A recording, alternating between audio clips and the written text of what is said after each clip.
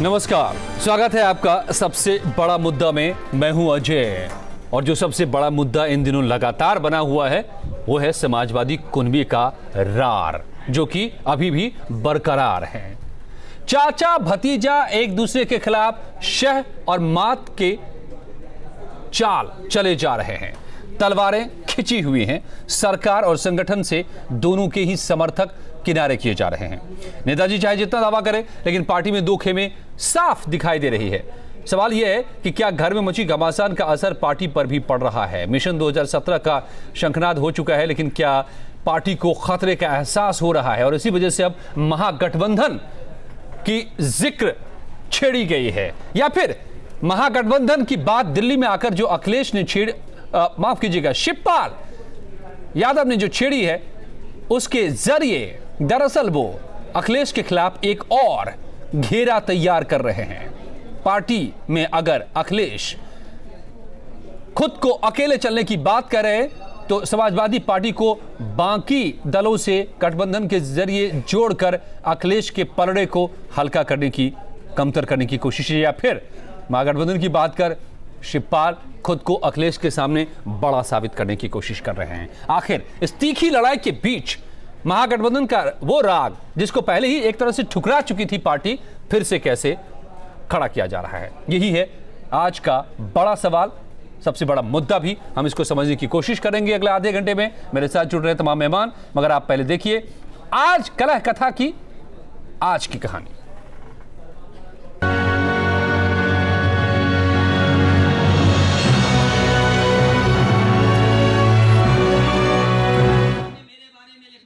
घराने का घमासान इतना बढ़ जाएगा किसी ने सोचा न था। कौमी एकता दल के नाम से निकली चिंगारी अब शोले में बदल चुकी है। समाजवादी कुनबा दो हिस्सों में साफ साफ बटा दिख रहा है। मुलायम हालात को संभालने की हर जुगत कर रहे हैं, लेकिन कोई खेमा न तो उनकी बात सुनने को तैयार है, न ही झुकने को। विरासत और वर्चस्व की लड़ाई में चाचा भतीजा के बीच शह और मात का खेल जारी है। ताजा मामला पवन पांडे का पार्टी से निष्कासन का है। पार्टी की नीतियों और हितों के विपरीत कार्य करने एवं पार्टी विरोधी गतिविधियों में लिप्त होने के कारण समाजवादी पार्टी से 6 वर्ष के लिए निष्कासित किया जाता है। दरअसल सीएम अखिलेश शिवपाल की मंत्रिमंडल में वापसी को तैयार नहीं हैं। लिहाजा शिवपाल ने पवन पांडे को पार्टी से बाहर कर साफ कर दिया कि सरकार भले ही अखिलेश की हो, लेकिन पार्टी की कमान उन्हीं के पास है। मुलायम चाहते हैं कि शिवपाल वापस मंत्री बने, लेकिन सूत्रों की माने तो अखिलेश राम गोपाल की वापसी पर अड़े हैं। मुलायम को इस पर ऐतराज है। यही वजह है कि शिवपाल ने घर पर लगी मंत्री पद की नेम प्लेट को भी बदलवा दिया। इसके कई मायने हैं। पहला मायने तो यही कि क्या अब शिवपाल यादव की जो वापसी है मंत्रिमंडल में वो नहीं हो रही है, और अगर होती भी है तो इसका मतलब है कि शिवपाल यादव अब मंत्रिमंडल में जाने के इच्छुक नहीं है, इसीलिए उन्होंने ये नेम प्लेट हटा दी है। इस कलह की आंच अब सरकार की कुर्सी तक पहुंच चुकी है। शायद यही वजह है कि मुख्यमंत्री अखिलेश यादव अचानक राजभवन पहुंच गए, जहां उन्होंने गवर्नर राम नाईक से मुलाकात की। सूत्रों के मुताबिक सीएम अखिलेश यादव ने राज्यपाल राम नाईक को 205 विधायकों के समर्थन की लिस्ट सौंपी है। सूत्रों की माने तो मुख्यमंत्री ने अपने मंत्रिमंडल में खाली पड़े 4 पदों पर नए मंत्रियों के नियुक्ति को लेकर भी राज्यपाल से विचार विमर्श किया। हालांकि राजभवन के सूत्रों ने सूची सौंपने की बात से इनकार किया है। अखिलेश के चेहरे पर समाजवादी पार्टी 2017 के चुनावी दंगल में जा तो रही है, लेकिन चुनाव प्रचार को लेकर अखिलेश और शिवपाल की राहें जुदा दिख रही हैं। अखिलेश अपने दम पर 3 नवंबर से रथ यात्रा पर निकल रहे हैं, लेकिन एसपी चुनावी गठबंधन के समीकरणों को टटोल रही है। सूत्रों के मुताबिक मंगलवार को एसपी महासचिव नरेश अग्रवाल ने सोनिया गांधी के राजनीतिक सलाहकार अहमद पटेल से मुलाकात की। साथ ही ये भी खबर है कि मुलायम ने अजित सिंह से भी बात की है। और इस बीच दिल्ली पहुंचे शिवपाल ने महागठबंधन की बात छेड़ दी है। मुझे लड़ना है सांप्रदायिकता के खिलाफ और हमें इकट्ठा करना है, सभी सेकुलर लोगों को इकट्ठा करना है।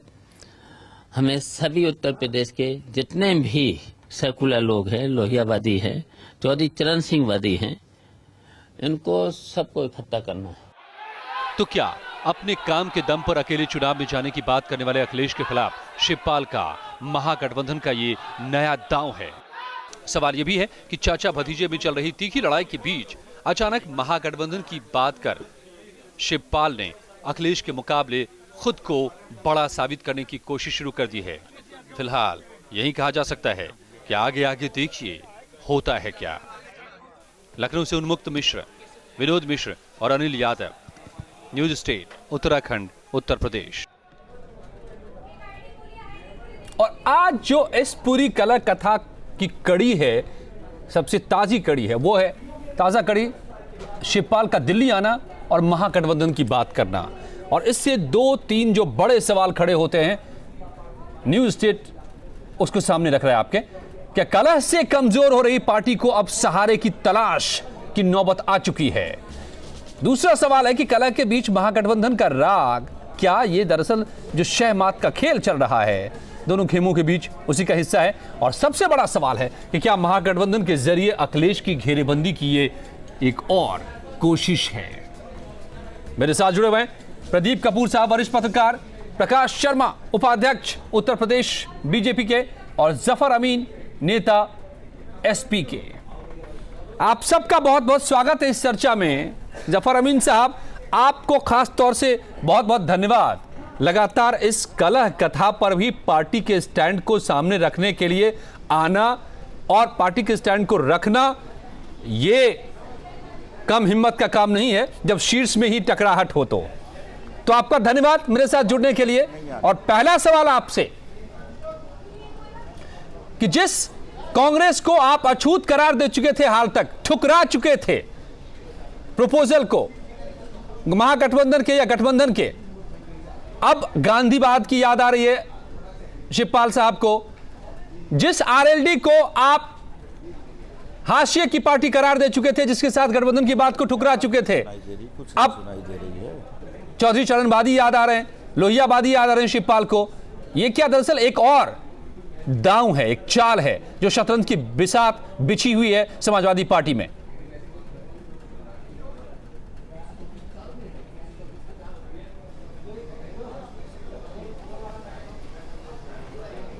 जफर अमीन साहब,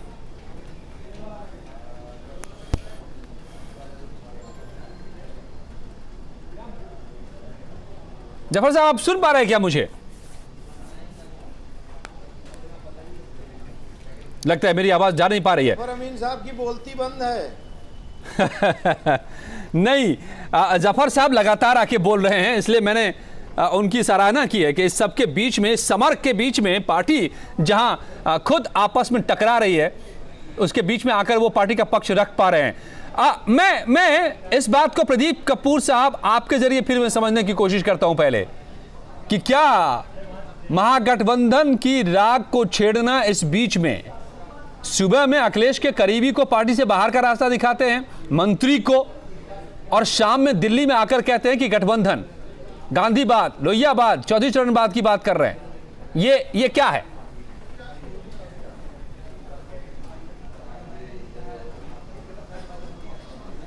देखिए अक्षय, ये अगर आपको याद हो अजय कि जो जी, पहले गठबंधन बना था बिहार में चुनाव से पहले, और उसमें श्री मुलायम सिंह यादव जी उस गठबंधन के नेता थे, और यहाँ से शिवपाल जी को नेताजी ने भेजा था, और वहाँ जाके पब्लिक मीटिंग में उन्होंने एश्योर किया था कि पूरा का पूरा जो है समाजवादी पार्टी आपके साथ रहेगी इस संघर्ष में। और उसके बाद श्री रामगोपाल यादव जी के कहने पर ये एक बताया गया कि साहब वहाँ पे सीटें कम मिल रही हैं समाजवादी पार्टी को, सम्मानजनक तरीके से सीटें नहीं मिल रही हैं, लेकिन ये रामगोपाल जी का डिसीजन था और उन्होंने जो है इसको गठबंधन से समाजवादी पार्टी को बाहर आ गई। और इससे जो है काफ़ी नुकसान उठाना पड़ा। जो एक माहौल बनता अगर उस गठबंधन में, जो कि गठबंधन बिहार में चुनाव जीता, तो इस वक्त नेताजी का कद जो है वो बहुत बड़ा होता, लेकिन ये एक बहुत बड़ा नुकसान हुआ। और ये जो है रामगोपाल जी के ही कहने पे वापस आई थी पार्टी। तो अब ये माना जा रहा है कि रामगोपाल जी चूँकि पार्टी से बाहर हो गए हैं, और ये बात जो है शिवपाल यादव जी ने, जो मीटिंग हुई थी पार्टी ऑफिस में, उसमें ये बात कही भी थी, तो इसलिए जो है वो फिर से उसको रिवाइव किया जा रहा है। तो बात सही है कि जो झगड़ा हुआ है समाजवादी पार्टी में, जो कलह हुई है, उससे ताकत तो कमज़ोर हुई है। तो क्यों ना आजमाया जाए कि पुराने लोगों को इकट्ठा किया जाए, मिला जाए, और 5 तारीख का जो यहाँ पर 25 साल मनाए जा रहे हैं समाजवादी पार्टी के, उनको इनवाइट किया जाए। इस नाते जो है शिवपाल यादव जी इस मिशन के तहत गए हैं। और देखिए जाहिर बात है कि अगर वो इस महागठबंधन को बनवाने में सक्सेसफुल होते हैं तो उनका भी कद बढ़ेगा। ये भी महत्वाकांक्षा उनकी है कि मैंने जो है देखिए पार्टियों को जोड़ा, क्योंकि रामगोपाल जी की वजह से पार्टी की जो अजीत सिंह से भी जो एक समझौता हो रहा था वो भी नहीं हो पाया था। तो मुझे लगता है कि फिर से अजीत सिंह को भी कोशिश की जाएगी, बात की जाएगी, फिर से रिवाइव किया जाएगा। तो ये अब चूंकि रामगोपाल जी अब पार्टी में नहीं हैं और रामगोपाल जी इस वक्त अखिलेश जी के साथ हैं, तो इसलिए ये जो तकरार चल रही है उसके नाते भी शिवपाल जी को ये एक मौका मिला है ये दिखाने का कि देखो हम जो है पार्टी का जनाधार या पार्टी का महागठबंधन या पार्टी। तो ये सबके बीच में जो बड़ा सवाल है प्रदीप जी, मैं मेरे साथ जुड़ चुके हैं, मैं समझता हूं जफर अमीन साहब जुड़ चुके हैं। अमीन साहब, आप मुझे सुन पा रहे हैं? पहले तो हमें ये तस्दीक कर दीजिए आप। जी जी जी जी जी जी, वो टेक्निकल प्रॉब्लम था, हम अभी आए हैं। जी जी जी, मैं सुनाई नहीं दे रहा। मैं आपका बहुत बहुत धन्यवाद हमारे साथ जुड़ने के लिए और पक्ष रखने के लिए समाजवादी पार्टी की तरफ से इस क्राइसिस के बीच में भी। अमीन साहब, मैं समझना ये चाह रहा था कि आज जो ये शह और मात का खेल चल रहा है, ये गठबंधन का गेम प्लान जो सामने आया है अचानक इस बीच में, ये क्या है? क्या पार्टी को एहसास हो गया कि जो अब तक अकेले चलने की बात कह रही थी वो सभी कह चुके थे पार्टी के नेता, चाहे वो अखिलेश हो, मुलायम साहब हो, चाहे शिवपाल साहब हो, कि हमने इतना काम किया, हम इतना अच्छे तरीके से हम यहां तक रहे, तो हम क्यों किसी से गठबंधन करें? कांग्रेस को भी मना कर चुके थे आप लोग पहले भी, आरएलडी को भी आप लोग नहीं फटकने दिए थे। अब सबकी याद आ गई अचानक। ये क्या पार्टी को कमजोरी का एहसास हो गया? देखिए, नहीं, कमजोरी का एहसास नहीं हुआ। नेताजी राजनीति के बहुत माहिर खिलाड़ी हैं और इतना लंबा संघर्ष करके आज यहाँ पहुँचे हैं कि किसी को भी विधायक, एमपी, एमएलसी बना सकते हैं। और नेताजी ने जो राजनीति में जो नब्ज टटोली है उस पर उन्होंने एक फैसला लिया है, तो ये फैसला कहाँ से गलत है? बीजेपी के लिए बहुत परेशान कुन फैसला है, बीजेपी बहुत ज़्यादा परेशान होगी इस फैसले से। नहीं, वो तो ठीक है, मैं बीजेपी सही है नेताजी का। नहीं, बीजेपी से मैं पूछ लूंगा कि परेशानी उनकी है कि नहीं, लेकिन आपसे समझना चाह रहा हूं। छोड़ दो। जी जी जी, लेकिन ये तो बड़ी अच्छी बात है। अगर सभी सेकुलर लोग एक जगह आ जाते हैं हाँ, तो बहुत अच्छी बात है। नहीं तो ये तो सेकुलर डेवलपमेंट का काम आज हुआ है, इसका चौगुना काम होगा। नहीं, ये बताइए कि क्या दरअसल ये पार्टी को कमजोरी का एहसास हो गया है इसलिए ये कदम उठाया गया है अब इस संघर्ष के बाद, इस कलह के बीच, या फिर नहीं। अखिलेश को अलग थलग करने, कमजोर करने की कोशिश है शिवपाल साहब की? क्या आप कह रहे हैं हम अकेले चलेंगे? नहीं, तो लीजिए हम 4 से गठबंधन कर लेते हैं। देखिए, अब आप चल के दिखाइए आखिर। अजय भाई बहुत साफ बता दें, सरकार बनेगी तो मुख्यमंत्री के चेहरे पर ही बनना है, उनके कामों पर बनना है। लड़ाई तो इस बात की है ना कि कौन बड़ा जो पार्टी के भीतर। सरकार नहीं, जो काम किया है, जो डेवलपमेंट का काम किया, आजादी के बाद उत्तर प्रदेश के अंदर इतना बड़ा डेवलपमेंट का काम नहीं हुआ। उनके दिल में जो गरीबों का दर्द है, हाँ, वो दर्द किसी मुख्यमंत्री के दिल में नहीं रहा। तो उसी लकीर को तो छोटा करने की कोशिश है। जिस तरह जनता के बीच में उनकी इमेज है, आज कोई मोहल्ला, कोई गांव, कोई चौराहा ऐसा नहीं है जहां अखिलेश यादव जी के लिए ही लोग मुख्यमंत्री के रूप में ना देखने की बात करते हैं। और उसी को शिवपाल साहब कह रहे कि झूठा है, ताकतों को घबराहट है। नहीं, उसी को तो झूठा यादव के नाम से है। नहीं, उसी को तो पूरी दुनिया के सामने झूठा भी कह दिया उन्होंने। उसी लकीर को, जिसको आप बहुत बड़ी कह रहे हैं, अखिलेश की लकीर को उसी को छोटा करने की भी तो कोशिश है, और ये भी एक उसी का हिस्सा है। नहीं, अखिलेश अकेले चलने की बात कर रहे हैं, शिवपाल कह रहे हैं महागठबंधन बनाएंगे। देखिए वहां गलत तब हो जाता जब अखिलेश यादव जी उनसे माइक छीनते। अगर चचा ने भतीजे से माइक छीना तो कोई ऐसी बात नहीं है। जैसे आज भी ये तो बता दें, हम समाजवादी पार्टी के साथ हैं, मुलायम सिंह यादव जी के निर्देश का पालन करेंगे और उन्हीं की देखरेख में चुनाव होना है। आपका नेता कौन है? और आने वाला वक्त अखिलेश, ये बताइए ना जनता को। अरे मुलायम सिंह यादव साहब नेता हैं। हम भारतीय जनता पार्टी के नहीं है अच्छा कि पता ही चले कि नेता को छोड़ दे प्रधानमंत्री को सब कुछ मानने लगे। शिवपाल मान रहे हैं। रोज नेता अरे पहले रोज नेता तो नहीं तय कर बदलते लीजिए। हैं। फिर अखिलेश विकास यादव बताइएगा। नहीं, अखिलेश यादव अरे अखिलेश यादव जी के भी नेताजी पूरे नेता देश में हैं और आपके शिवपाल कार्यालय यादव की जी के भी नौटंकी नेताजी देख ली नेता है। हैं। आप कैसे शिवपाल नहीं, जी ने अखिलेश को आप धक्का दिया सोचिए, और कैसे आप अखिलेश ने सोचिए उनके हाथ से कि माइक छीना। मोदी जी नेता है आपके कि कौन नेता है? हम लोगों के अरे नेता मोदी जी एक की है, चिंता छोड़ दीजिए, मोदी जी को भी कोई 2.5 दूसरा साल आप नेता कुछ नहीं नहीं है। कर सकते। अब कभी आप उनकी ओर आंख उठा नहीं, के अब आप देख नहीं बताइए ना, पाएंगे। मोदी जी की आडवाणी जी चिंता को छोड़ नेता दीजिए। मानते आप हैं अपने कि कुल में मोदी जी चिंता को करिए, मानते हैं? जो 20 आप सड़क पर बताइए। लड़ रहा है जूता लेके। नहीं, आप आडवाणी जी को नेता मानते हैं कि मोदी जी को नेता मानते हैं? आप बताइए। आपने मुझे जवाब दिया नहीं, आपने मुझे जवाब दिया नहीं अमीन साहब, आपने मुझे जवाब नहीं दिया। नहीं, आप बता दीजिए, तीनों में से आप बताइए आप किसको नेता मानते हैं? हो गए। आप तीनों में से बताइए किसको नेता मानते हैं? नहीं, आपने ये बहस नहीं है। आज आपकी पार्टी की बहस है। आप ये बताइए कि नहीं अमीन साहब, ये बात नहीं हो पा रही है। फिर बात नहीं हो पा रही। अमीन साहब, मेरा सवाल सीधा था। मेरा सवाल सीधा है कि आप मुलायम सिंह यादव साहब हमारे नेता हैं। ठीक है, मैं उस पर सवाल नहीं उठा रहा। जी के भी नेता हैं, वही अखिलेश यादव जी के भी। ठीक है, लेकिन कल तक अकेले चलने की बात करने वाली पार्टी आज अचानक महागठबंधन की बात करने लग गई। ऐसा क्या हो गया, ये मैं समझना चाह रहा हूं आपसे। ये बताइए, नेताजी इतने बड़े राजनीतिज्ञ हैं और वो बहुत दूर की चीज भी पहले सोच के कामयाब हो जाते हैं राजनीति उनको संभाल नहीं पा रहे हैं। तो ये बताइए कि कौन सी बुरी बात है कि ना अपने लड़के को कौन सी बुरी बात है? ये तो बड़ी अच्छी बात है। समझा पा रहे हैं। अब अगर सभी एक विचार के लोग, अरे भाई तो मोदी जी अपनी पत्नी को समझा ले। नहीं, अब ये बातें नहीं, गलत बात है। मैं बिल्कुल इसको मैं खारिज करता हूँ इस तरह की चर्चा को। नहीं, इस तरह की बातों को मैं खारिज करता हूँ अमीन साहब। आप सुनिए, समाजवादी पार्टी नहीं, समाजवादी पार्टी सुनिए, ये गलत बात है, दखल नहीं देती। मैं समझता हूँ प्रदीप जी भी दुखी हैं आप लोगों की बातों से। ये चर्चा का विषय नहीं है मेरे पास, इतना भी वक्त नहीं होता। प्रकाश जी, आपसे सवाल, सबसे बड़ा राजनीतिक आपसे सवाल। इनको रोकिए। हाँ ठीक है, अब अमीन साहब आप कुछ देर आप शांत रहें, बोलने दें। मैं आप बीजेपी के पास में जा रहा हूं। जो आप कहने की कोशिश कर रहे थे प्रदीप जी, आप लोग इनकी लड़ाई से, घर के झगड़े से खुश थे कि चलो ये कमजोर हो रहे हैं, फायदा हमको मिलेगा। लेकिन अब महागठबंधन की बात करके क्या आपके लिए मुश्किलें बड़ी नहीं खड़ी कर रहे हैं शिवपाल यादव या फिर समाजवादी पार्टी? नहीं है ना, हम इनके घर के झगड़े से प्रसन्न हैं।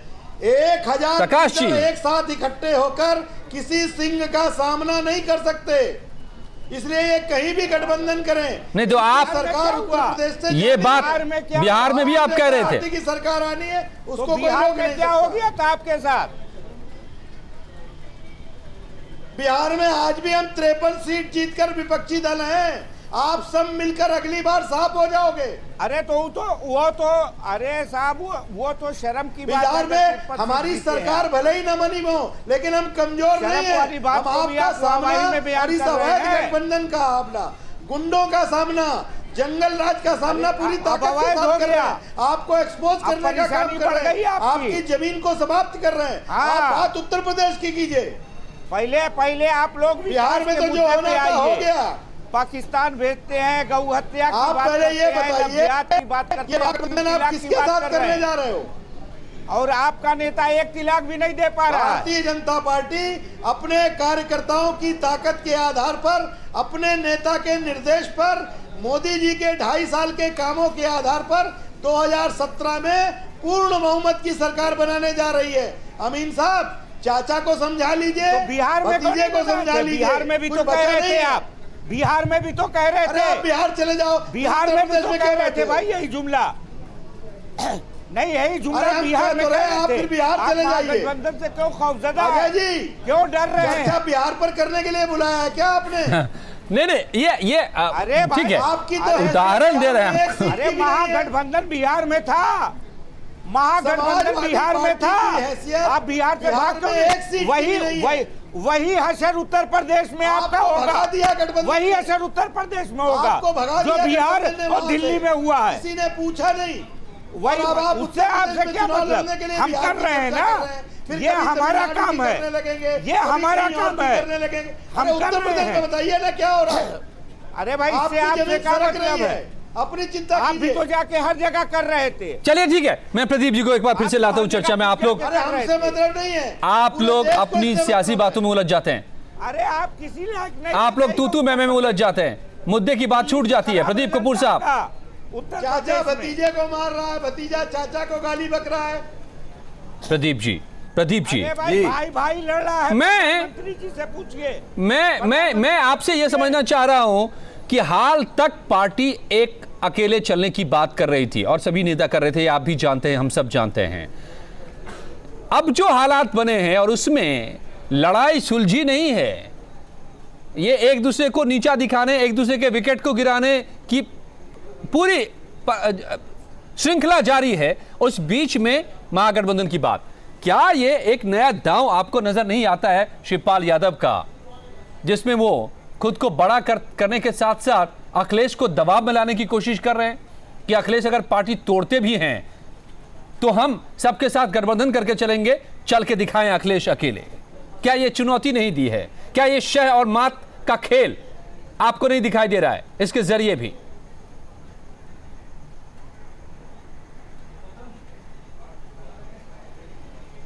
देखिए शिवपाल यादव जी, ये बात तो सही है कि इस गठबंधन का जो प्रयास है उनका, उससे अपना कद बढ़ाने की तो पूरी कोशिश है।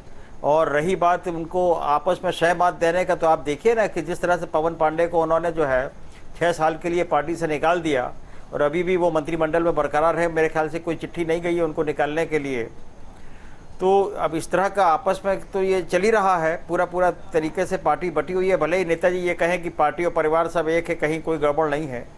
और इसी मिशन के तहत, और एक मैंने आपसे पहले भी कहा कि देखिए रामगोपाल जी जो थे वो स्टम्बिंग ब्लॉक थे गठबंधन को करने के लिए।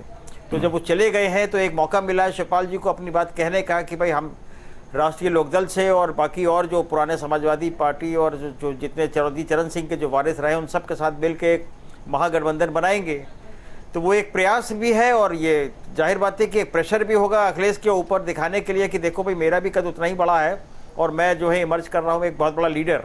क्योंकि देखिए अभी भी मुलायम सिंह यादव जी ने अपनी जो प्रेस कॉन्फ्रेंस परसों उन्होंने की थी, उन्होंने कहा कि पहले बहुमत दीजिए हमको, उसके बाद जो है वो एमएलए तय करेंगे। वो कैटेगोरिकली बिल्कुल नहीं कह रहे कि नहीं अखिलेश यादव ही हमारा चेहरा रहेंगे और इन्हीं के आगे रख के हम करेंगे। उनको कहने में क्या परहेज है? तो मुझे लगता है कि उनके मन में कहीं कोई संशय है। और अखिलेश यादव जी ने भी इसीलिए देखिए कहा कि भाई हम 3 तारीख को अपनी रथ यात्रा शुरू कर रहे हैं। तो अपने आज भी उन्होंने जो यूथ जो है उसको एड्रेस किया कि भाई 3 तारीख को सक्सेसफुल बनाना है और 5 तारीख को जो पार्टी की 25 साल हो रहे हैं उसमें भी पूरा पार्टिसिपेशन होना है। तो अब ये तैयारी जो है ये मुख्यमंत्री स्वयं कर रहे हैं अपने रथ यात्रा की जी, जबकि आना ये चाहिए था कि पार्टी की तरफ से और मुख्यमंत्री दोनों की तरफ से होना चाहिए था कि भाई क्या तैयारियां हो रही हैं, कहां से रथ गुजरेगा, वहां पे संगठन का क्या कार्यक्रम है, संगठन किस तरह से उसमें भागीदारी दे रहा है, ऐसा तो कहीं दिखाई नहीं दिया। तो ये साफ दिखाई दे रहा है कि अखिलेश करेंगे बात अपने काम की, अपनी यात्रा की, शिवपाल कर रहे हैं बात गठबंधन की, महागठबंधन की, और इस बीच में अखिलेश और शिवपाल टकराते रहेंगे। तो फिर तो अमीन साहब इस सब के बीच में आप जनता और कार्यकर्ता को क्या संदेश देंगे? वो अखिलेश की सुने नहीं कहीं को, या शिवपाल की सुने जो वो बात कर रहे हैं? सवाल किया है नहीं वरिष्ठ पत्रकार जी ने अच्छा सवाल किया है और बहुत अच्छा सवाल किया है। हम आपको बता दें कि 5 नवंबर को रजत जयंती है। 5 नवंबर के बाद पूरा संगठन रथ यात्रा में लग जाएगा। 5 नवंबर तक रजत जयंती को देखना है, इसलिए 3 से 5 का मुख्यमंत्री जी ने उस मीटिंग बुला के 3 से 5 तक का कर दिया है। ऐसा नहीं है। और हम ये कह रहे हैं महागठबंधन हो रहा है या मुख्यमंत्री जी कोई कदम उठा रहे हैं, अजय जी उससे पार्टी मजबूत होगी और सरकार पार्टी की बनेगी। दोनों में जाएंगे। आप क्यों परेशान है हमारी यात्रा से? भाई हम तो दोनों में जाएंगे। अच्छा। आपको कहीं आना हो तो बता दीजिए। शिवपाल जी ने आपको बाहर कर दिया हाँ। तो क्या होगा? चलिए देखना होगा कि कौन कहां जाता है, कौन कहां जाता है, ये दिलचस्प है। और हम नतीजे पर इसलिए नहीं पहुंच सकते हैं क्योंकि शतरंज का ये खेल और शहमात का ये खेल अभी जारी है।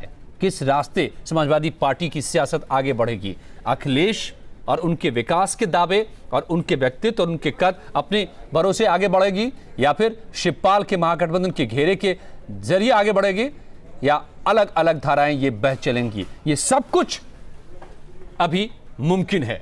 क्या होगा ये वक्त बताएगा। बहुत बहुत धन्यवाद प्रदीप जी, प्रकाश जी, जफर अमीन साहब, आप सबका मेरे साथ जुड़ने के लिए। यह था आज का सबसे बड़ा मुद्दा।